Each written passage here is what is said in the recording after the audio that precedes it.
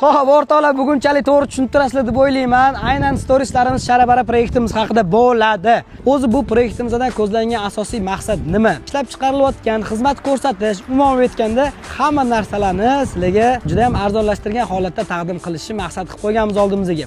Bu narsalarni juda ham qattiq tekshiryapmiz, arzon bo'lmasa qo'ymayapmiz, imkon boricha filtrdan o'tkazyapmiz. Va bizga juda ham ko'p takliflar, talablar tushyapti. Viloyatdagilar nima qilsin, ularga hamchi, biz ham olmoqchimiz, dastlabki xizmatlari bormi degan savollar to'lib toshib ketyapti. Shuni o'ylagan holatda biz do'stlar ikkinchi filial viloyatdan ochmoqchimiz. Bitta narsaga to'xtalib o'tib ketay o'rtoqlar. Bu proyektga start bergan paytimizda ko'pchilik har xil narsalar yozdi. Men ozgina sabr qildim, tishimga qo'ydim. Alloh bizani qo'llab-quvvatladi, ko'rib turganingizdek yuzimiz nasib yorug'.